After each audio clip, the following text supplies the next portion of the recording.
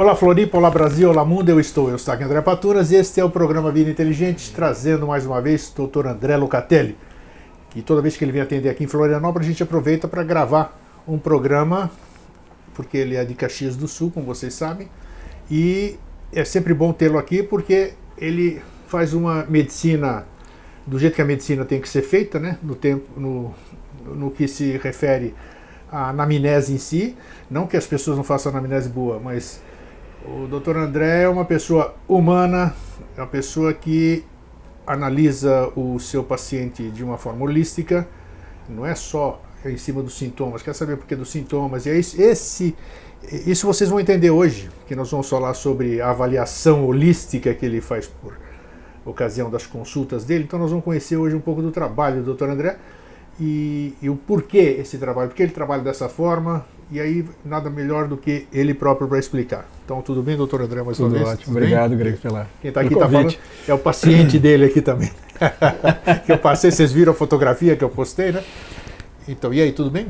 Tudo tranquilo, tudo então, então, Dr. André, nós estávamos conversando ali por ocasião da minha consulta, até estávamos vendo o tema da nossa conversa de hoje, e eu achei por bem a gente falar sobre o seu modus operandi, assim, como é que é. Geralmente o médico não fala muito do jeito que ele atua, mas é bom porque as pessoas podem saber o que o médico homeopata faz, o que um ortomolecular faz, qual é a visão, o que ele tem de diferente dos outros médicos, cada um na sua especialidade, claro.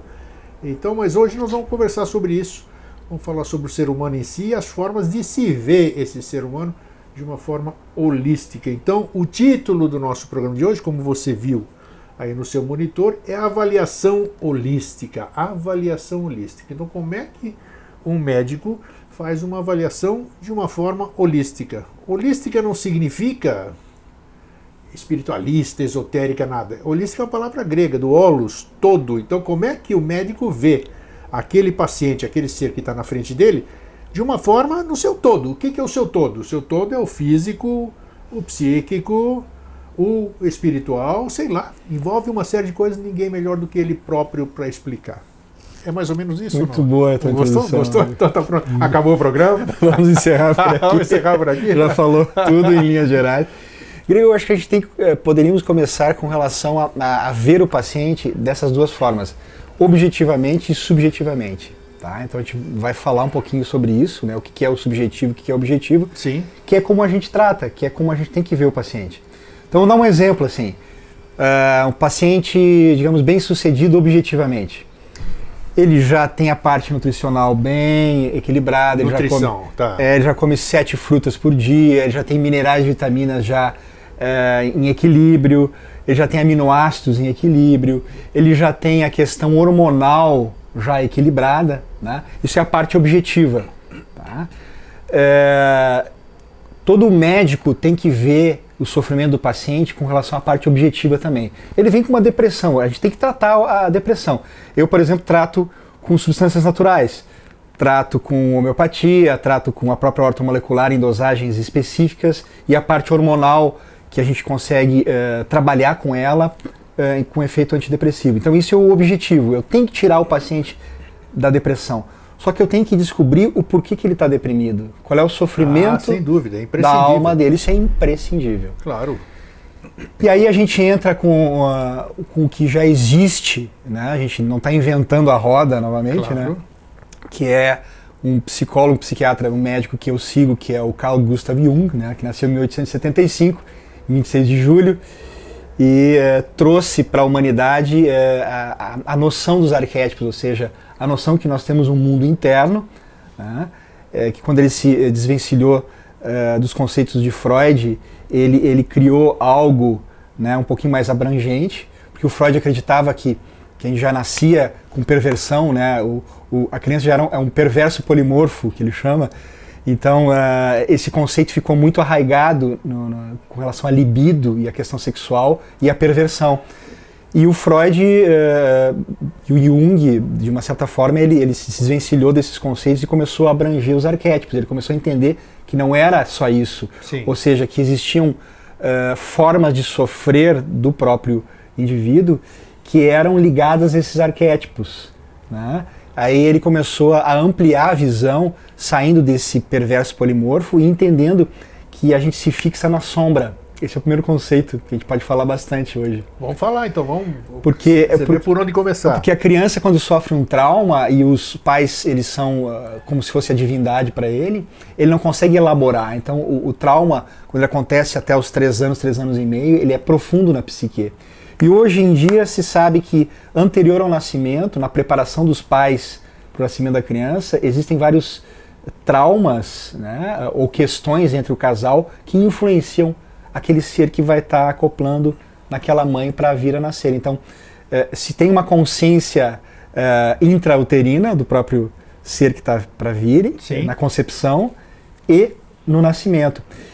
Então, todos esses arquétipos, ele fala, eles têm que fluir. Quando existe um trauma, existe uma fixação de uma sombra, né? Que a criança não consegue elaborar. Ela não tem poder de discernimento e nem de conhecimento. Isso. Um exemplo disso, a criança aos 3 anos de idade está vendo um desenho animado, isso aconteceu, e o pai e a mãe estavam brigando a ponto de se separar. E o filho já queria, digamos assim, proteger a mãe de uma certa forma, só que ele estava vendo um desenho do Patolino, que é um personagem que gaguejava. Tá. E aí, a partir do desenvolvimento da fala dele, ele começou a gaguejar e nunca mais parou. Depois, com a terapia, ele conseguiu abrir essa questão. Aí, essa idade é estudada do 0 aos 3? Essa idade. Porque a gente estrutura quase toda a nossa personalidade básica, nosso caráter, do 0 aos 3. Né? Eu particularmente, eu te dei um livro, inclusive, da minha autoria, que é Memórias de um Kumara, onde conta uma parte da minha vida. E eu tive muita coisa do 0 aos 3. Muitos fenômenos do 0 aos 3. E aos 3 anos eu vim para o Brasil também. Teve mais isso, né? De sair da Grécia e vir para cá. Então agora... Quanta coisa aqui. Muita coisa aí, que exatamente um dia a gente pode conversar a respeito, claro, na minha consulta, né? Não aqui.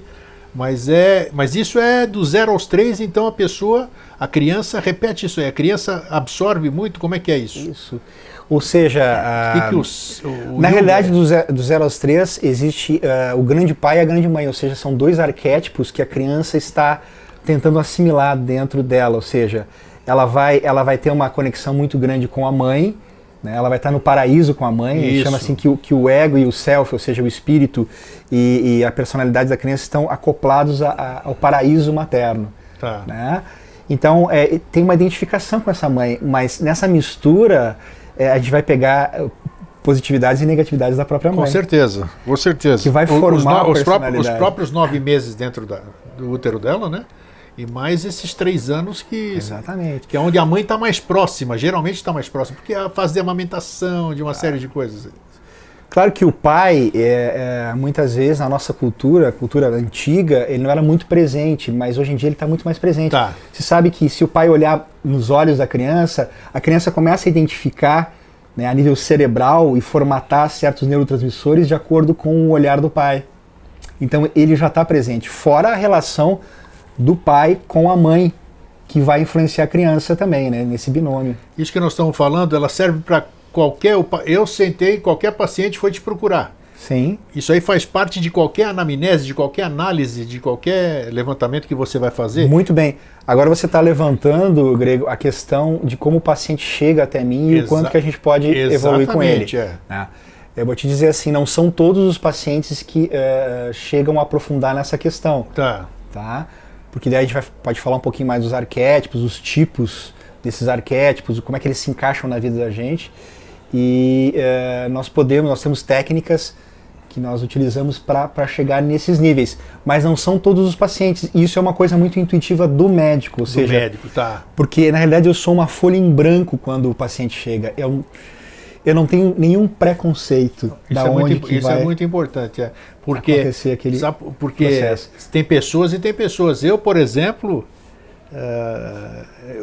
qualquer pessoa assim, tem muitas pessoas que são reservadíssimas, elas não se abrem de jeito nenhum, então isso dificulta uma avaliação do médico. Então ele tem que ter uma sutileza realmente de... Claro. Ou então ela vai temerosa, eu não vou no médico porque ele vai me perguntar coisas que eu não vou dizer para ele. Claro. Então por isso que eu quero que você esclareça bem como é que é essa abordagem, né? Para poder fazer com que as pessoas se sintam à vontade de buscar um profissional Porque o profissional está lá para ajudá-las e elas precisam de ajuda, né? Exato. Só que ela tem que ter o que você acabou de dizer. O médico tem que ser a mamãe. Tem que levar ela no colo, tem que acolher a Mas pessoa. às vezes tem que ser o papai também. Sem dúvida, Porque mas a primeira... o paciente projeta o pai e a mãe. Sim, mas o primeiro, você sabe que o primeiro acalento... É o acolher. Claro, foi o útero, o colo, o seio, é a mamãe. Isso Vamos lá. Tanto que isso é verdade que já chegaram pacientes até mim falando assim, ó, doutor, eu já fui... sei e tive relatos disso, que eu fui estuprada pelo meu próprio pai aos 5 anos de idade. Sim, então comum isso já chega a eu desenvolver, então, bom, eu vou fazer um trabalho diferenciado com essa. Claro, já te deu eu vou buscar referências. Né, a rejeição. E essas imagens do grande pai e da grande mãe, dos arquétipos, vão formar o ego da criança. Então a gente pega isso do pai e da mãe e leva, né, 7 anos, aos 12 anos, aí tem a revolução com relação à adolescência, aí tem a rebeldia, a separação, né? Eu não quero fazer mais parte desses arquétipos, que também é um arquétipo da adolescência. Sim. Que desenvolve todo um outro desenvolvimento, um processo na vida da pessoa. Mas isso tudo com marcas naquilo. Grande pai, grande mãe e o grande filho, ou seja, porque a gente é o resultado sempre, né? De uma causa, de uma mãe que vai gerar o efeito. Isso é uma lei universal que se aplica à psicologia. E isso, Grego, é bacana porque antigamente o próprio Jung ele não podia desvelar isso, ele não podia dizer assim, ele estudou alquimia, ele estudou o ocultismo, se sabe com certeza, mas ele não podia abrir para as pessoas, sem dúvida. Senão ele ia ser taxado de anticientífico. Né? O problema, então, na verdade, ele vem até hoje, né? Muita gente não pode se abrir. Exatamente, então assim, ele trocou as palavras, por exemplo, em vez de falar de espírito, ele falou de self. Isso, né? Usou um outro nome. Usou outro mesmo. Então, o self é que comanda todo esse processo, né, da gente encarnatório, a gente naquele paraíso com a mãe, depois o eixo ego-self, ou seja, eles vão se separando. Então, ou seja, a pessoa se sente separada do todo, no seu desenvolvimento próprio. E depois existe, da metade da vida em diante, uma reaproximação do indivíduo com relação ao self. Ou seja, eu tenho que me descobrir, porque tudo que eu vivi parece que não faz sentido. E aí a pessoa começa a... É o maior conflito das pessoas. Se aproximar, né, novamente desse eixo que seria o espírito com a quaternidade, que é o ego, né, que a gente chama. E esse ego, ele pode ficar inflacionado. Muitas vezes na vida, os nossos desequilíbrios é pelo ego inflacionado. Ou você pensa demais, ou você sente demais, ou você quer entrar na sensação demais. E tudo isso é um desequilíbrio.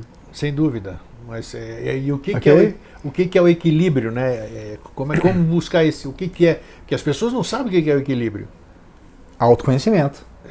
Autoconhecimento, mas até aí a gente precisa exatamente desse tipo de ajuda, né? Porque eu preciso estar, como você disse no começo da nossa conversa, tem que ter N fatores para você avaliar se eu estou equilibrado e hormonalmente, psicologicamente, fisicamente. Claro. Né? Então... Voltando para aquele paciente, ele está hormonalmente bem, ele está assim com minerais e vitaminas o suficiente, está se alimentando bem, está usando óleo de coco, é importante, está usando um ômega 3 de boa qualidade, está perfeito nessa parte. Alma. E aí a gente sabe que a alma é o segredo das coisas, porque quando tu harmoniza a alma, é a mesma coisa que tu balancear os minerais e vitaminas. Não é uma grande descoberta o equilíbrio da alma, mas é uma consciência. Você toma consciência das coisas, tipo assim, tô repetindo as coisas do meu pai. Né? Tô repetindo a saga do meu pai. Não posso. Pô, a saga do meu pai é do meu pai. Né? Tô repetindo as questões de apego com a minha mãe. Né? Poxa, não posso, né? Porque minha mãe foi minha mãe, eu preciso desvencilhar esse aspecto. E é bacana, porque tem 7 tipos de feminino que vivem dentro de nós e 7 tipos de masculino que vivem dentro da mulher. E 7 tipos de homens que nós somos e 7 tipos de mulheres que as mulheres são. Então, assim, é bacana porque se tu enxergar pelo aspecto dos mitos, e o Jung falava muito dos mitos, a gente repete algumas histórias mitológicas, e a gente teria que voltar bastante atrás para falar que as histórias mitológicas nada mais são do que os próprios deuses criadores que vieram aqui e fizeram um monte de bobagens e tal, e se relacionaram com as humanas, etc. E aí se originou os deuses e os semideuses, ou seja, os heróis, os semideuses, a partir disso. E isso ficou arcaicamente dentro da psique, do inconsciente. Porque crescemos com isso. Crescemos com isso, nos impuseram essas histórias aí, então tá dentro de nós isso aí. Tu sente que está dentro de nós. Não, claro. Todo mundo repetindo as mesmas coisas. Eu vejo só minha origem grega, né? Os gregos é um povo quadrimilenar ali, 4.000 anos, muito mais, porque os gregos foram formados por outros povos, que no fim deu o povo helênico. Então você vê que guardam até hoje. Então para você tirar isso aí é verdadeiro? Não é verdadeiro? Então, sabe, você descristalizar uma coisa dessas, nossa, imagina, é um processo muito difícil. Porque são pathways, ou seja, são caminhos dentro da gente que fazem a gente repetir esses padrões. Sem dúvida, claro. Seguir. E o Jung descobriu que pessoas que não eram influenciadas por essa, que não eram gregos, que eram aborígenes, tinham sonhos arquetípicos ligados aos mitos. Então, ignorante lá no interior da África, tal, ele descobriu que eles sonhavam com os mesmos padrões arquetípicos. Mas aí entra o inconsciente. O grande herói, a grande mãe, aquele que é o trickster, que eles chamam, né, que é o diabinho dentro de nós. Né, e a gente chega naquele arquétipo do bem e do mal, ou seja, os grandes arquétipos da dualidade, que a gente sempre fala da polaridade, que é o arquétipo do bem e o arquétipo do mal. Sim. E a gente entra num conceito chamado enantiodromia. Enantiodromia. Nossa, dromia é o caminho, né? Dromos. E o que é o enantio? O que é? Contrário. Contrário, caminho dos opostos. Do oposto, exatamente. Onde se sabe que todos os caminhos que a gente toma têm o seu oposto. Ou seja, tudo que tu manifestar conscientemente vai ter uma oposição inconsciente. Por exemplo, se tu te acha demais e muito superior aos outros, tu vai ter sonhos ligados à inferioridade. Se você se acha inferior conscientemente, inconscientemente você vai ter sonhos que tu é Napoleão. Então, assim, existe sempre esse equilíbrio, que faz parte da consciência, para a gente enxergar as duas polaridades na gente, sempre. E isso é fundamental, esse é o começo, porque tem aquela questão da sombra. Porque se você coloca, vamos dar um exemplo, coloca qualidades para fora, você vai colocar tudo aquilo que é mal, sujo e feio na tua sombra. Sim. Ok? Isso faz parte da tua criação, né? A tua mãe chegou lá, tu tinha 5 anos de idade. Pô, isso é feio. Não põe a mão nessa porcaria que estava na natureza. Não põe a mão nessa porcaria porque tu vai te sujar, tal. Daí tu já coloca na sombra. Nunca mais tu colocou a mão na natureza, na terra, porque tu acha que é sujo. Tu colocou na sombra. Então, todos esses opostos a gente tem que ir tirando dentro da gente para ver o que está em desequilíbrio. Porque tudo que tu fizer conscientemente muito de uma forma vai ter a contraparte inconsciente. Isso em tudo. Tanto que a gente sabe que quando a gente rejeita uma pessoa, uma coisa fora, a gente sabe que a gente tem aquela questão para resolver. Aquele fulano é muito fora da linha. Né? É um espelho. Você falou numa parte aí que é importante, sobre a questão dos sonhos, né? Os sonhos são simbólicos, né? O simbolismo, né? Porque muitas pessoas têm dificuldade. A gente fala assim, pô, tive um sonho muito louco, né? Como é que você... E eu percebi, porque eu já te disse que eu só estou conversando com você hoje, eu tenho certeza disso graças a um homeopata, né? Sim. Porque eu já te contei a história, sim. Eu tinha problemas sérios aí de ordem pulmonar e tudo, e foi um homeopata que me salvou, com uma dose única que eu já te falei isso aqui. Sim. E eu lembro que na amnese, no diagnóstico dele, os homeopatas fazem perguntas, a nosso ver, absurdas. Pô, o que o cara quer saber? Como é que é a consistência do que eu faço aqui, do que eu faço ali, o que eu sonho, com o que eu penso e tudo isso aqui, o que tem que ver? E é interessante, isso eu gostaria que você falasse, por que vocês abordam isso tudo. Muito bacana.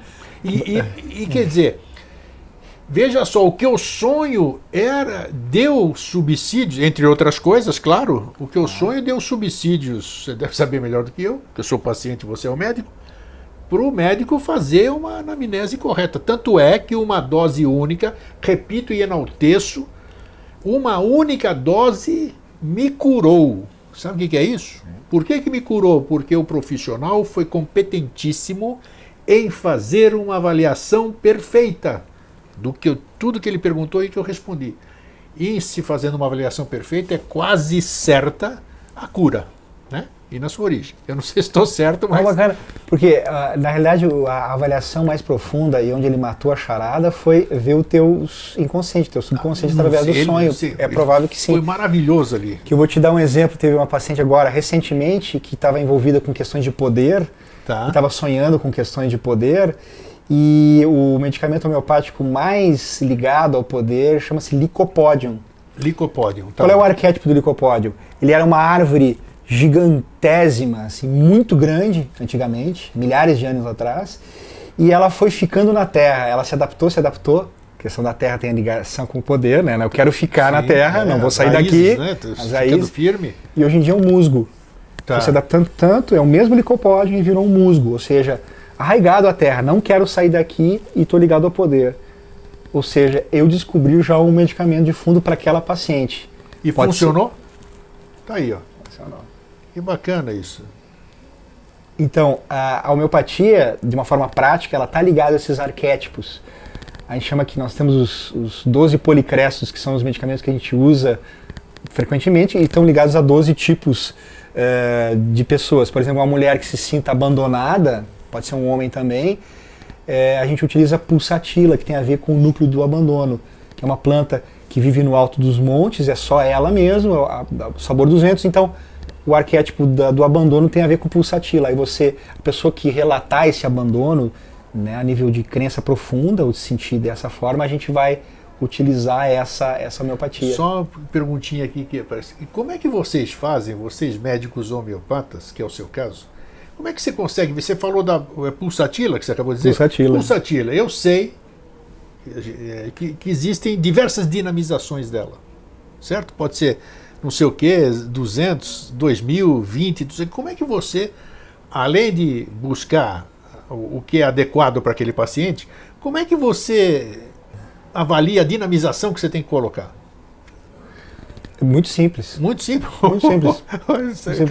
E é bacana que tu já tocou nesse ponto que a gente gostaria até de falar. Então vamos lá. Porque assim, até 12CH, que é uma centesimal hahnemanniana, a gente tem matéria, a gente tem o número CH, centesimal hahnemanniana. Você não sabia o que era CH, agora já está sabendo. O que isso significa? Você olha, a substância tem matéria ainda, tem um pouquinho da substância ainda diluída. Tá. A partir de 12CH, pelo número de Avogadro, que é o número da física, tá, você não tem mais matéria lá dentro, não existe mais matéria. Então você observa, só tem a frequência. E aí a gente entra naquela questão, por que a homeopatia funciona ou não funciona? Porque dá para medir em hertz, hertz é uma medida científica, e você pega um vidro de homeopatia e você coloca um aparelho que mede em hertz, vai dar arsênico álbum 12CH tem 660 hertz. Sério? Lógico. Olha só, sabia disso? Sabe o que eu posso fazer? Posso te dar em hertz. Se eu tiver uma antena, isso é radiestesia radiônica. É, claro, olha aí, ó. Que interessante. Uma antena que dá a frequência e eu sei onde é que tu tá, eu pego o endereço, isso é magia branca. Toda magia tem os dois lados. Claro. Eu pego o teu endereço, ponho lá no aparelho de radiestesia e dinamizo uma homeopatia de 12CH, arsênico álbum, por exemplo, o grego está precisando de arsênico álbum. Ponho lá no aparelho de radiônica com o teu endereço e aquele emissor vai enviar aquela homeopatia para o grego, para o Eustáquio, que está naquele endereço, em hertz. Porque hertz, a gente vive num mar de energia. Quer dizer que eu posso pegar 10 medicamentos homeopáticos, posso medir o quanto eles têm de hertz? Com certeza. Pô, com certeza. Com certeza absoluta. De uma forma tão assim. Eu nunca fazia ideia de um negócio desse. Com certeza absoluta.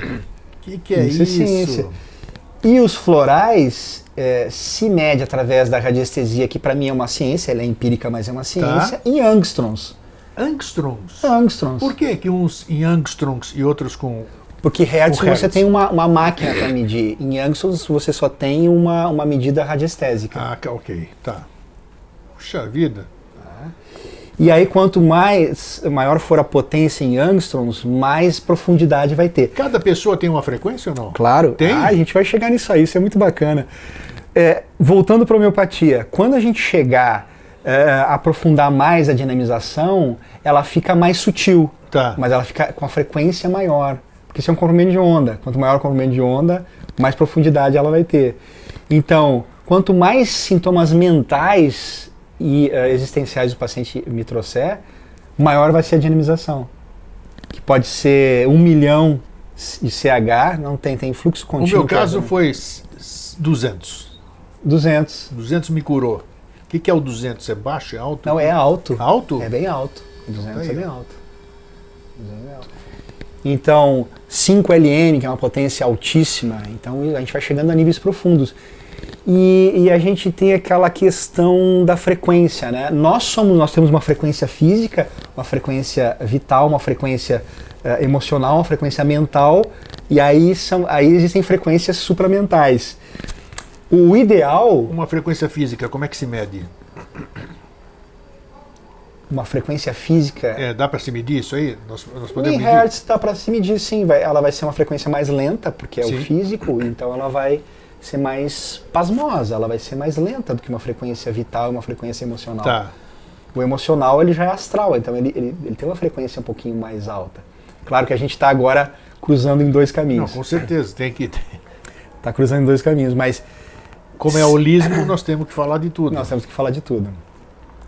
Então, o ideal da pessoa, quando o pessoal fala assim, ascensionou, a gente vai ascensionar, a gente vai jogar uma frequência tão alta na pessoa, por exemplo, o grego dinamizado na 5LM, ou no 1 milhão de fluxo contínuo, aí você já não vai ter mais essa frequência física. A morte em si é uma forma de tu se desprender energeticamente, frequencialmente, e você atingir os níveis que você plantou durante a vida, né, com relação a essa questão. Acho que o microfone ele deu uma saída aqui. Deixa eu ver. Não, pode deixar, pode estar tranquilo. Ele aí? Deixa ele aí. Tá ele bom. entrou dentro da... Não, mas tá bom, agora tá fora. Ele entrou. Voltando então para os arquétipos, o que são os arquétipos? São frequências, são bolsões de frequência, que, por exemplo, tu tá formando o teu ego, tu tá lá nos 3 anos, aí teve experiência com a mãe, depois 7, depois entrou na adolescência. Tu pegou frequências desses arquétipos para montar o teu ego, entende? Mas existe, por exemplo, a grande mãe, o grande pai, a própria frequência do arquétipo do filho, ou outros arquétipos que a gente fala na linguagem astrológica. Tem o arquétipo do velho sábio, né? Que também é um arquétipo. Tem o arquétipo do puer eternus, ou seja, da criança eterna, aquele que não quer crescer, que também é um arquétipo, que parou como adolescente das 16 primaveras, ficou. Isso tem um aspecto positivo, um aspecto negativo, pode ser bom como pode ser ruim. Tem as duas questões. A dualidade, né? Dualidade. E com relação aos 7 aspectos, então, a parte masculina tem 7 aspectos dentro de si do feminino. Então, como tu te relaciona com o feminino dentro de ti, vai ser aquilo que vai acontecer fora, na tua vida comum. Então, assim, o Jung, ele pediu para ser publicado um livro, chama-se O Livro Vermelho, 50 a 60 anos depois da morte dele, e que todas as pessoas envolvidas com a história dele tivessem já... Ele foi uma exigência dele. Você só publica depois de 50 a 60 anos da minha morte. Exato. Puxa. Aí foi publicado, e o Livro Vermelho fala de um aspecto dele, né? Que aí a gente já vai comentar. Vai falando que eu vou arrumando aqui. Eu acho que tem você. que arrumar aqui, Tem, porque ele tá entrando. É que tinha né? soltado aqui, né? Tá entrando, né? Pronto, fica aí. Agora já aprendi. Agora aprendeu? Aprendi. Vamos lá. Vai ficar. Deu? Aprendi. Tranquilo? Tranquilo.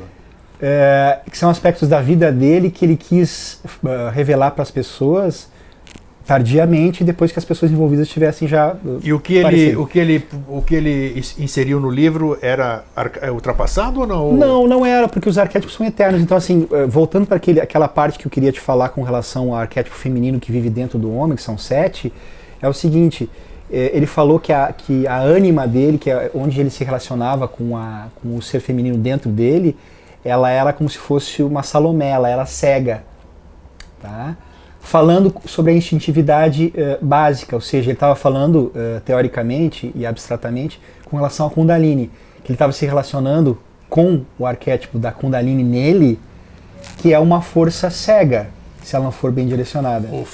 Estou falando de Jung, né? Jung. Jung era um homo afetivo ou não?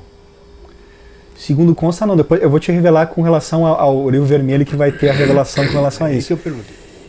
E ele disse que quando ele começou a amar uma certa pessoa, que ele encontrou uma certa pessoa, essa Salomé, essa ânima cega, ela voltou a enxergar. Ou seja, ele estava ampliando, né, a visão com relação ao feminino dentro de si. Sim. Ok? Então, se a gente for relacionar com as ânimas que vivem dentro da gente, ou a gente se relaciona com ela de forma instintiva, que aí tem a ver com a parte sexual, ou a gente se relaciona com ela de forma emocional, ela vai ser emotiva, e a gente vai ficar emotivo, ou a gente se relaciona com ela de forma intelectual, aí ela vai ser uma pessoa intelectual também que vai aparecer fora, ou a gente se relaciona com ela de uma forma arquetípica santa, que é aquela Nossa Senhora, aquela mulher arquetípica, né? Ou ela pode ser uma freira, que você se relaciona com ela de uma forma eclesiástica, vamos falar assim? Dá para falar assim, bonito. Voltando para o Jung era um homem apaixonado pela vida e apaixonado pelas mulheres de uma forma geral. Então ele casou com a Emma Jung, que teve os filhos dele, e ela era uma das mulheres mais ricas da Suíça e muito tradicional, uma família tradicional, e ele manteve essa relação, só que ele teve um filme que fala sobre essa relação dele com as mulheres, que eu não me lembro do nome agora, e também da relação dele com o Freud, e Jogo Perigoso é o nome do filme. E de uma certa forma entrou na vida dele uma mulher chamada Toni Wolff, onde eles tiveram uma simbiose tão grande, e ele entra num processo de autoanálise muito profunda com relação a isso, e ele começa a se descobrir como ser humano, apaixonado, e ele fala assim, eu quero manter essa relação. E essa relação ela é mantida pelo Jung secretamente entre a amante. Ele não queria dizer que ela era amante, a Toni Wolff. Era uma mulher importante para a vida dele. Tá. E ele firmou essa postura, e ele teve sonhos reveladores de que os sonhos não são só para ver essas enantiodromias que a gente tem, oposições dentro da gente, mas para verificar também caminhos de vida. Então ele teve um sonho onde ele se sentia com um pé no calor, ou seja, que era o calor da paixão, e o pé esquerdo num lugar muito frio, que seria o relacionamento dele. E existiam uvas que nasciam no centro, sim, perto dos genitais, ou seja, que se ele mantivesse isso na vida dele, a coisa ia dar frutos, ia dar... Tanto que ele manteve essa relação essa em 1912, 13, 14, 15, a partir daí, tá, que era uma coisa dramática para a consciência, até o final da existência dele, onde as duas faleceram, e ele tinha construído um castelo, mas ele não tinha terminado a parte central. Quando as duas falecem e fica só ele constrói a parte central do castelo, que seria relativa ao self. Ou seja, ele teve que lidar com a culpa, entre aspas, até o final quase da existência dele, ou da existência delas. Isso tudo está registrado no livro vermelho. Então, a gente acha que o profissional só porque ele escreveu alguns livros, ele está isento dessa parte. Não, porque ele era uma pessoa comum, uma pessoa comum como todo mundo. Os problemas de todo mundo. Que tinha uma intuição muito forte. Tanto que se questiona se ele escreveu em conjunto com a Toni Wolff os livros que ele escreveu, porque ela tinha mais conhecimento de mitologia do que ele mesmo. Sim. Só que é uma sociedade patriarcal, machista, né? E a gente daí olha para o machismo dentro da gente, né, Grego? Será que a gente tem esse machismo ou não, né? Hoje em dia isso já se diluiu muito. Isso já né? é arquetípico, né? Porque já vem... Isso já é arquetípico. Então se sabe que a mulher que fez parte da vida dele, que foi um ponto central na vida do Jung, foi essa mulher, que libertou a ânima dele, que estava aprisionada no instinto, e ele descobriu realmente o amor. Ele falou que o amor existe. Existe um livro da Maria Teresa Mandacaru Guerra, que fala sobre isso, né? O drama de amor do C.G. Jung. É um livro recente e que é uma psicóloga muito querida, né, em atividade. Todas essas informações que você está passando, você usa na avaliação do teu paciente? Com certeza, Grego, porque assim, se por exemplo o teu arquétipo é um arquétipo de Vênus, por exemplo, tu não pode casar com uma mulher que seja uma mulher de... Você está falando arquétipo de Vênus. Isso. Então quer dizer que na sua avaliação... Apaixonado. Você vai me avaliar esse arquétipo de Vênus. Como é que você chegou no arquétipo de Vênus? Você vai ver a minha data de nascimento, você vai ver a minha parte astrológica Eu também? vou ver a tua data de nascimento, eu vou ver a tua parte saber. astrológica védica, vou ver a tua parte astrológica normal, eu vou ver a tua tipologia ligada a Isso essas que é importante. todas. Eu vou ver a tua história de vida tá. para encaixar nesses aspectos ou não. Né? A gente nunca é um arquétipo só, né? A gente é uma junção de coisas. Né? É fruto do mais meio. Complexo, é fruto do meio. Quando chega um arquétipo puro, fica fácil de tratar, né? Porque aí ele só tem um erro, só tem um problema e a gente... Que mais você usa? Claro. E aí, esses aspectos dos 7 deuses, das 7 deusas, que eu acho que é importante a gente entender. Então, as 7 mulheres que estão dentro da gente são essas. A Hera, que é aquela que casou com Júpiter, que é a esposa, que ela foi feita para casar, então é a esposa ciumenta, é a mulher ciumenta. Tem a Core, ou a Perséfone, que é a filha, digamos assim, que está ligado à grande mãe, que é a Deméter, e que ela fica uma parte com a mãe e uma parte nos infernos, porque ela foi raptada por Hades, e ela vive nos infernos, digamos assim, com o Hades, que é um tipo masculino. A quarta. Isso. A Deméter, que é a mãe, aquela que gosta da maternidade, que curte a maternidade, que entende da maternidade, que se sente bem ali, e ela pode ficar nesse arquétipo, fixada nesse arquétipo. A Artemis, que é a guerreira, hoje em dia existe mais a esportista, né? Que é a guerreira, mas também é a esportista, que gosta de andar de bicicleta, que compete com os homens, ela não quer casar, não está ligada a isso. A Atena, que é a estrategista, Atenas é a padroeira de Atenas, da cidade de Atenas. Athena, né? Vamos falar com quem tem ligação com a língua. E ela é intelectual, ela é a mulher intelectual. Tá? E por último é a Afrodite.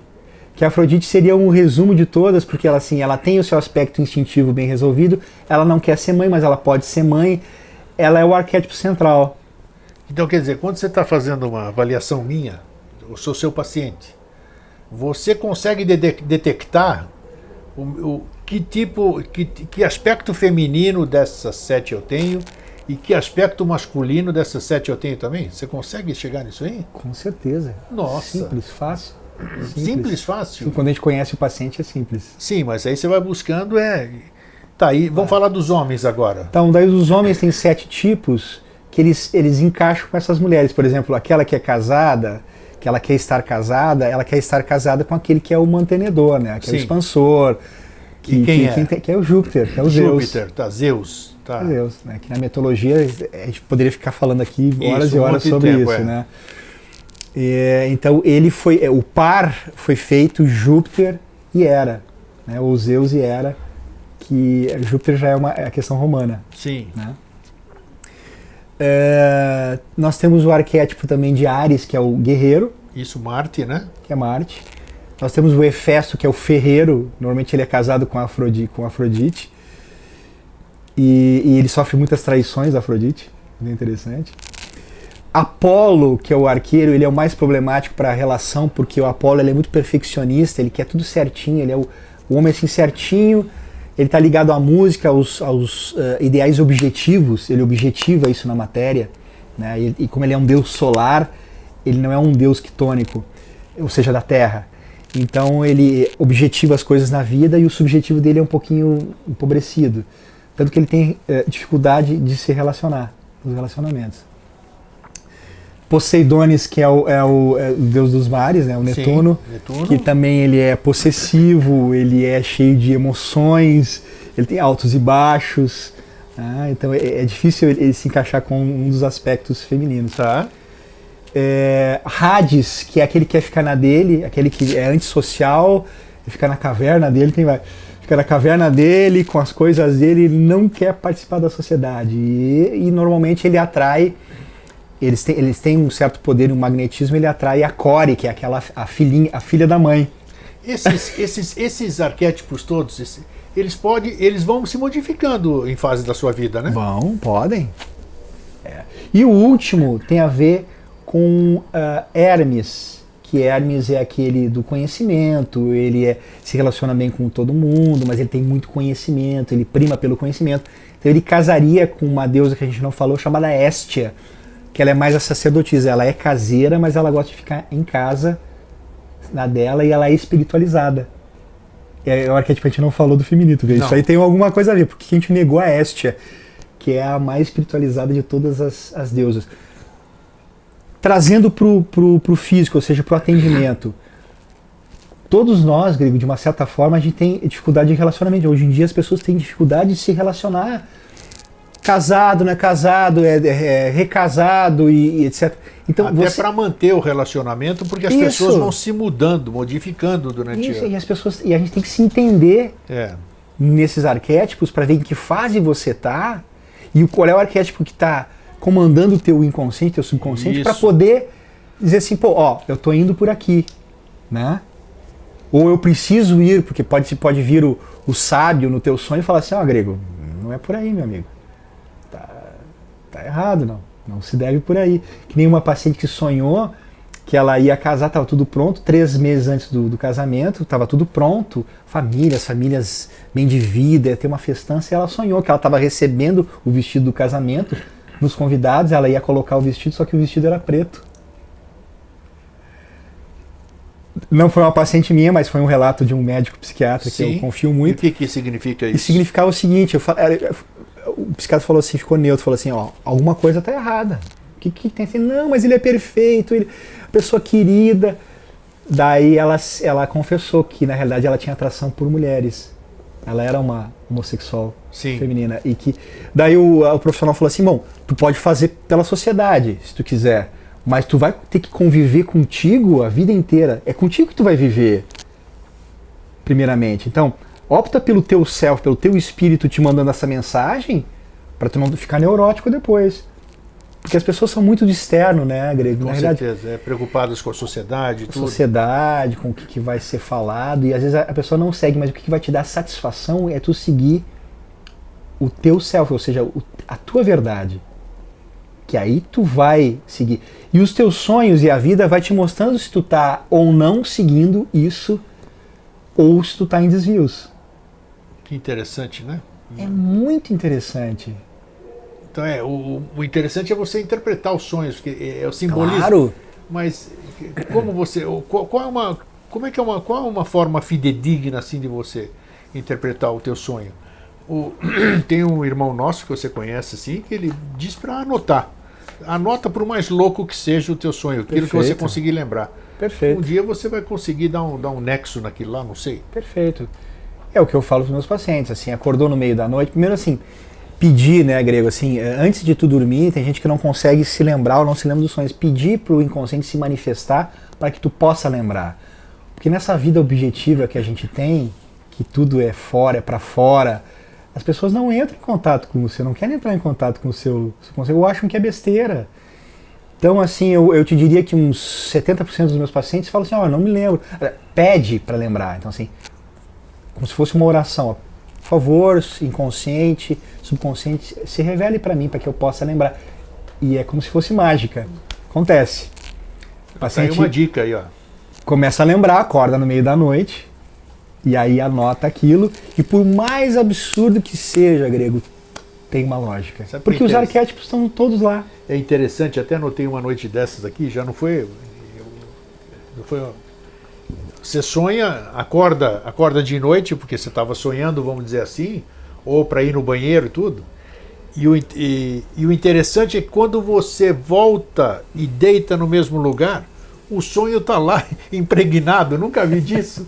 Como é que tem a continuidade do sonho. É incrível essa coisa. Então, o sonho tem algo muito além daquilo que a gente consegue imaginar, né? Porque a gente acha que ou é o que você está falando, ou é o subconsciente, ou é o inconsciente, a coisa que você quer fazer, e tem alguma coisa, que essa é uma grande incógnita, que a gente não conseguiu detectar ainda.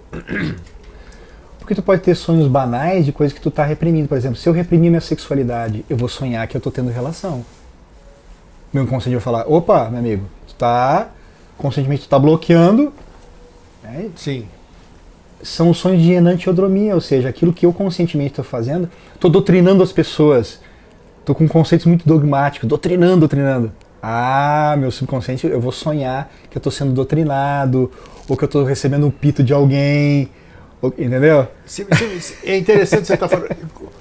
Então, a homeopatia e a sua anamnese, vamos dizer, eu estou escutando tudo aqui. Você é obrigado, ou dentro da formação homeopática, médico homeopata, você tem dentro do seu currículo de formação universitária um pouquinho de cada ciência, vamos dizer? Com certeza, principalmente de Jung, né? Jung todas tem psicologia, tem uma série de... Psicologia, Jung... Eu não sabia. Tem psicólogos que vêm, digamos, dar cadeiras e... Isso, faz parte também. Faz parte, mas é claro que a gente lida com sintomas mentais, né? E os sintomas mentais, a gente entra no Kybalion, né? Tudo é mente. O Kybalion e o Jung, é fácil a gente fazer uma correlação. Na realidade, tudo é mental. Tudo é mental. É isso aqui que te deixa louco. Tudo é mental. E o Kybalion fala assim, tudo é polar. Daí a gente começa a imaginar aquilo que a gente tinha falado. Tudo é masculino e feminino. Tudo que tu forçar conscientemente e inconscientemente vai ter o oposto. Tudo é polar. Tudo tem uma vibração. A gente falou de vibração hoje sobre os medicamentos homeopáticos. Desde a vibração física até a dinamização mais alta, que é de mais alta frequência. A gente falou sobre isso também. O Kybalion fala de fluxo e refluxo. Às vezes você tem uma maré na tua vida, mas tem uma contra-maré. Sem dúvida, sempre. As leis da correspondência, o que está em cima é semelhante ao que está embaixo. Né? Então a gente pode fazer uma correspondência daquilo que acontece na nossa psique e no nosso físico. Né? E a lei de causa e efeito. Tudo tem uma causa, o pai. Tudo tem um efeito, o filho, através da grande mãe que é o meio, né? A mãe é que faz o meio de campo. Verdade, faz sempre. Me diz uma coisa, olha lá.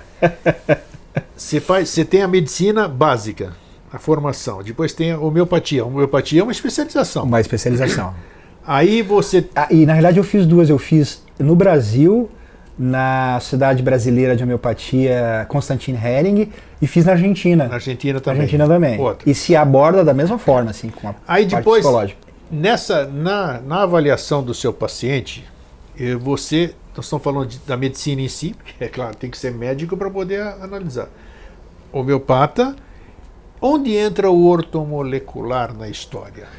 Então, também é uma especialização onde você vai ver a arte da ortomolecular, que a gente já falou sobre isso. Já falamos sobre, mas hoje nós estamos falando sobre avaliação. Os conceitos, que trabalha com esses antioxidantes, né, que comprovadamente funcionam, para equilibrar o paciente a nível físico. Tá. Né? Aí depois a gente fez especialização com relação à parte hormonal, para saber como lidar também sobre a bioidêntica, com os hormônios bioidênticos, também faz parte disso. Como o conhecimento está tão amplo, ele explodiu em todas as áreas, né? Eu acho isso uma maravilha, inclusive na parte cirúrgica. Sim. É importante. Existe essa vontade de casar as coisas, porque um amigo meu brinca comigo, ele fala assim, então agora é só comer manteiguinha ghee e tomar óleo de coco, tá tudo resolvido. E na realidade não é. Eu acho que a gente tem que utilizar esse conhecimento do melhor que a ciência nos dá com relação à parte nutricional, juntar com a medicina tradicional, que tem coisas fantásticas com relação à fisiologia, estão sempre evoluindo. Sim. Mas tem que casar com a parte psíquica, porque senão a gente vai ficar manco. Vai ficar faltando alguma coisa, né? Porque o paciente, a ânsia do paciente é de se compreender, autoconhecimento. Tá? E não dá pra gente falar assim, todo mundo vai se iniciar, vai para uma escola iniciática, que aliás, algumas vezes as pessoas até se confundem muito entrando numa escola iniciática sem autoconhecimento. Tem que se voltar para o autoconhecimento. E acho que esse arcabouço com relação a Jung, que Jung vai ser a psicologia dessa nova era, tenho certeza absoluta, tem que voltar e ela casa exatamente com tudo isso que a gente está falando. Tanto que existe um material que provavelmente eu vou publicar mais adiante, que fala que tudo é arquétipo, ou seja, a vitamina C, o magnésio e o cálcio, eles têm um arquétipo. Porque a gente vai começar a costurar, tipo, cálcio tem a ver com os ossos, que tem a ver com ossos, tem a ver com Saturno, Saturno tem a ver com o arquétipo do velho sábio, e a gente junta então o em cima e o embaixo. Tem que ter esse casamento.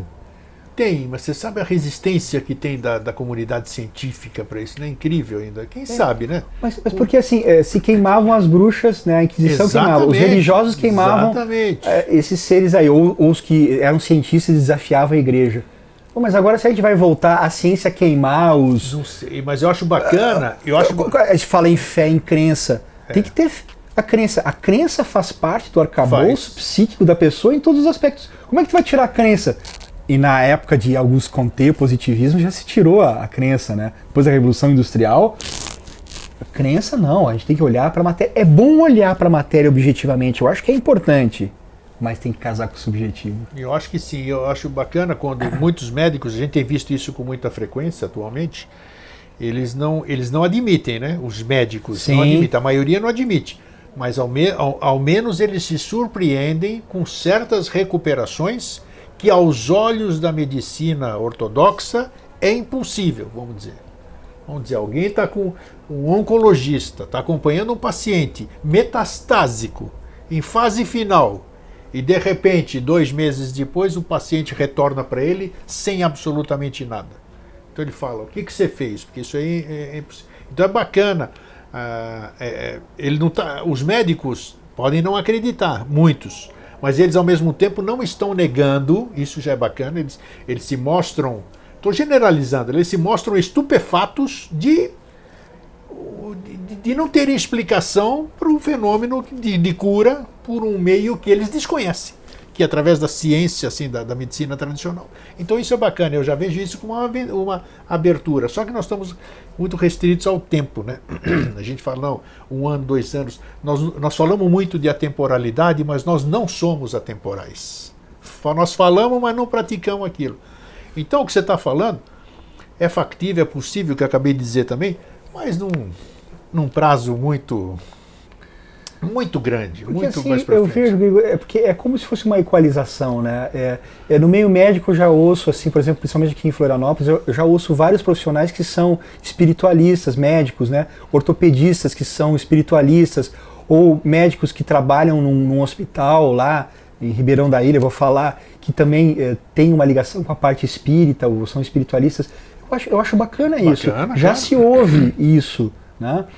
E como a abertura que deu a internet, que os meios de comunicação, não dá mais para fechar, entendeu? Não dá para pegar e dizer assim... É o processo irreversível, isso é... Por exemplo, tem um profissional que é um colega meu que trabalha com psicologia transpessoal, ele trabalha com regressão de vidas passadas. Sim. E ele foi chamado várias vezes no Conselho Federal de Medicina para se explicar, falar, fulano, o que está acontecendo? Isso aí. Porque ele estava ganhando uma dimensão, e é bacana ganhar essa dimensão. Que vai existir oposição, sempre vai existir, porque na Terra vai... Por isso que o tempo, ele é contado, a gente já sabe o que é o perfeito, o que seria o necessário, mas sempre vai ter uma oposição, aí vai retroagir um pouquinho, mas depois vai evoluir. Então... É assim mesmo, né, Gri? Eu acho que a nível terreno... Não tenho dúvida. Vão existir as oposições. O Giordano Bruno queimado na fogueira, entendeu? O Newton, pelas ideias dele, quase foi queimado. Copérnico, ele esperou para divulgar algumas coisas. Ele falou assim, quando eu falecer, vocês esperam um pouquinho, depois vocês falam que a Terra não é o centro do universo. Eu acho bacana essa forma de abordagem que vocês fazem, vocês médicos holísticos, digo assim, porque eu acho que esse tipo de medicina dá mais esperança para o paciente. O paciente que está lá, que ele vai procurar ajuda, ele está indo para ajuda, ele sai mais esperançoso. E o fato dele ter esperança, na minha concepção, no meu ponto de vista, a esperança e fé é uma palavra quase que similar, ajuda muito no seu processo de cura. Né? Porque se o paciente quer se curar e confia no curador que está na frente dele, essa simbiose pode dar certo. Claro. Fatalmente vai dar certo. Então eu acho bacana. Eu sempre enalteci aqui, além da amizade que nós fizemos através desse tempo todo, eu acho bacana essa aqui, que tem que ser a medicina, uma medicina vista. Você usa a base que é a ciência, essa formação universitária que você teve, fantástica, essa especialização, e está com a mente aberta para o que está aí à sua disposição também, que pode ajudar essa fundamentação científica. O paciente vem, ele está com pedras na vesícula, tá? E é impossível tirar aquelas pedras de outro modo. se encaminha para o cirurgião vai tirar, claro, vai para alopatia, para medicina alopática. Eu já tive pacientes que também chegaram quase que em surto psicótico. O que eu vou fazer com um paciente em surto psicótico? Ele não pode elaborar nada, é perigoso. Ele tem que receber antipsicóticos. Isso, né, até ficar em condições de poder, de repente, elaborar alguma coisa. Sem dúvida. É isso. É isso. Só que esse casamento tem interesse para que não ocorra. Eu já poderia casar, né? A homeopatia com a alopatia, a ciência médica altamente tecnológica com o reiki ou com... É questão de tempo, como a gente estava falando daqui a pouco. De fazer isso. Tem que existir, mas existem interesses que isso não aconteça. Claro, são interesses materiais que a gente sabe. E quem vai dar o grito final é só a conscientização das pessoas, né? Sim. Uma pessoa vai ouvir, vai começar a se tratar, vai entender o processo. Devagarinho, não pode ter pressa. Entendeu? Não pode ter pressa. E aí as coisas vão, porque realmente é esse casamento que a gente quer.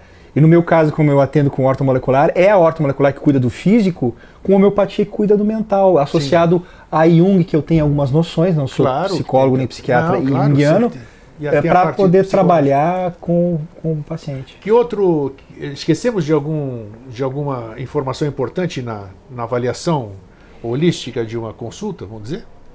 Que seja importante a gente abordar?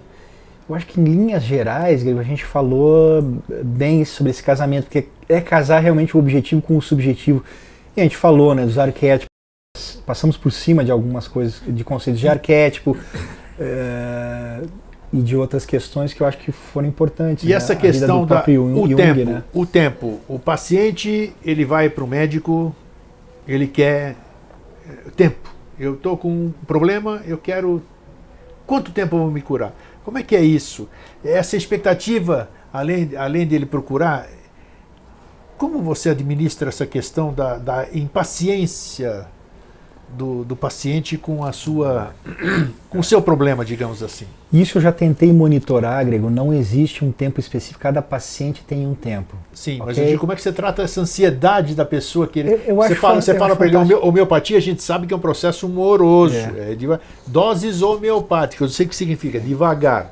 Então, como é que você consegue dar essa paciência, essa tolerância para o paciente ter essa tranquilidade de realmente fazer esse tratamento? Como é que você passa essa confiança para ele? Porque na realidade, se ele vier com muita ansiedade em melhorar, principalmente no físico, eu tenho que olhar para isso e fazer a coisa acontecer. Ele está com dores articulares, eu tenho que aliviar aquela dor. Isso, aí ele já cria, já conseguiu. Bacana. O que eu não posso deixar acontecer, e é um temor que às vezes acontece, é a pessoa achar que eu estou tratando dela e ela só vai melhorar com aquelas coisas mecânicas e físicas que eu estou passando para ela. Sim, tem razão. Então ela fica assim, só dependente, então eu tenho que tomar só isso. Daí a gente começa a abordar outras questões, porque tem a causa do porquê que ela está tendo aquele tipo de problema. Então aí a gente abre o livro da alma, né? Tem que abrir o livro da alma e puxar. Alguns pacientes somem, desaparecem, depende de tudo, né, Grego? Com certeza. Tudo. Outros pacientes acham bacana, mas não se aprofundam muito. Outros pacientes evoluem rápido, entendem o processo, têm sonhos. E a gente sente que esse paciente está centrado, né, na sua alma, no self, no seu espírito. Ele está se ajudando e ajudando o seu terapeuta. Né? Aí a vida aparece assim um workshop que ele fez que foi maravilhoso, e aí ele já encontrou um amigo que trabalha com florais, foi fazer um curso, então... Já começa já a recuperação. E para finalizar, uma pergunta que muita gente faz. Homeopatia, ela é sempre devagar ou não? Eu posso ter resultados rápidos com homeopatia? Então, eu até posso ser criticado por outros profissionais homeopatas, mas eu vou dar esse exemplo no sentido assim, chegou uma paciente que veio com um tratamento homeopático já de longo tempo, e ela tinha feito uso de doses únicas. No começo melhorou um pouco, mas depois ela não tinha resultado com essas doses únicas. E ela chegou e me questionou, como é que o senhor trabalha? Eu digo assim, eu trabalho de uma forma holística, mesmo dentro da homeopatia, e eu não sou unicista, eu não trabalho com um medicamento único. Eu vou no sintoma, ou eu vou pegar um medicamento que vai ser muito parecido com aquilo que ela... Existe homeopata unicista? unicista, que trabalha com um medicamento único. Isso, aquele sim. que acredita, provavelmente aquele que te tratou foi unicista, que só com um medicamento Interessante. ele vai tratar, vai curar e vai tratar todos os teus sintomas só com aquele medicamento. Ele vai ficar repetindo toda a tua vida só com aquele medicamento. Ou uma grande fase da tua vida por anos e anos existia. mudando a medicação. Eu já não tenho essa visão, eu já vim de uma formação que era policista, digamos assim, e sintomático, ou seja, tu tem uma dor no dedão do pé, então eu vou tratar aquela tua dor no dedão do pé com homeopatia, mas eu vou ficar olhando também um medicamento único para tua alma. Foi momento. bom a gente tocar nisso. Que é muito importante. Muito importante. Então tem isso, tem o unicista e tem aquele que vai buscar todos esses aspectos, que é um processo mais lento realmente, né? Mais lento, mas mais abrangente, podemos dizer assim? Ou não? Com certeza. E quando tu entende o arquétipo do medicamento, tu vai entender, vai encaixar muito mais fácil com o arquétipo do paciente. Então, se você sabe que aquela flor da pulsatila que foi feito o medicamento tem uma delicadeza, tal, tu vai fechar com aquela delicadeza do paciente, tu vai fechar o arquétipo um com o outro. A gente podia falar sobre arquétipo. Tá, e essa questão, finalizando, a homeopatia ainda.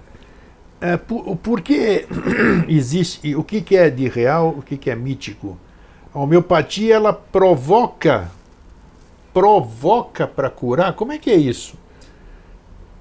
Parece que você vai procurar um homeopata porque você tem fortes dores de cabeça. Aí o homeopata faz a sua consulta e te dá um remédio homeopático, mas ele diz para você vai ter a maior dor de cabeça que você já teve na vida. E realmente você tem, ingerindo aquela homeopatia. Por que isso? Ela traz todo o problema à tona. Como é que é essa questão da homeopatia, que muita gente fala? Ela traz de novo o problema para depois desaparecer. Como é que é isso? É mítico ou é verdadeiro? E, eu experienciei e posso dizer que é verdadeiro, pelo menos para mim. Que eu tive a pior das pneumonias que eu pude experienciar. 42, 43 graus, eu via coisas, não podia tomar nada alopático, e do jeito que veio foi embora. Então me explica essa questão. Isso. Eu vou te explicar assim tecnicamente. Tecnicamente. Que o Hahnemann, o Samuel Hahnemann, que criou esse sistema da homeopatia, ele era um estudioso, ele estudou muito latim, o alemão, ele fazia traduções do latim para o alemão, ele conhecia as duas línguas, então ele leu tudo que existia na época com relação a, principalmente Paracelso, né? E ele aborda um conceito chamado força vital, que ele não pôde conceituar, e aliás é um conceito subjetivo, que ele falou que essa força vital, essa energia vital, essa força vital em espanhol, é ela que faz a reação de dentro do paciente com relação ao medicamento que é dado. Olha só. Ela que faz trazer os sintomas antigos, ela que faz piorar os sintomas e ela que faz a cura também. Então, o medicamento homeopático é como se fosse um arquétipo que entra, que bate com esse arquétipo da força vital, ou da energia vital, que vai fazer a reação de cura. Como se a gente tivesse um mecanismo dentro da gente que, mostrado esse espelho que é o medicamento, vai fazer uma reação de cura do próprio paciente. Olha, eu posso garantir que é um negócio fantástico. Se você nunca experimentou homeopatia, cada caso é um caso. O doutor está aqui para testemunhar isso. Mas realmente é uma coisa fascinante. Você experiencia. Claro que ninguém quer tá tendo um problema, você não quer que seu problema se agrave, né? Mas a coisa vem e do jeito que veio, vai embora. É um negócio fabuloso. Fantástico. Então é isso. Olha, eu acho que hoje mais um programa que nos ilustrou bastante, né? E incentiva, busque o seu médico, siga a sua intuição. Nós não estamos aqui vendendo homeopatia e nem medicina ortomolecular. Nós estamos aqui... Informação geral. Informação geral, isso. Você está dentro do seu livre-arbítrio, procura o que o seu coração pedir, sentir, vai assim. Mas é isso que a gente quer mostrar, que existem alternativas, existem bons profissionais, existem pessoas de mente aberta e holistas que podem te ajudar bastante. Você que está desesperançado, que você que tem um problema há muito tempo, uma hora eu tenho certeza que você vai encontrar a pessoa, o médico, o terapeuta, que vai fazer essa simbiose e vai te proporcionar a cura que você tanto busca. Certo, doutor André? Muito obrigado. Então, eu que agradeço. Agradeço as pessoas obrigado que vão por ouvir mais esse uma vídeo. vez aqui. Saúde e paz, é o meu médico. Eu estou aqui, ó, firmando. Tá bom? Então é isso aí. Gente, para vocês que ficam, um fraterno abraço e um feliz sempre. Fraterno abraço. Até mais.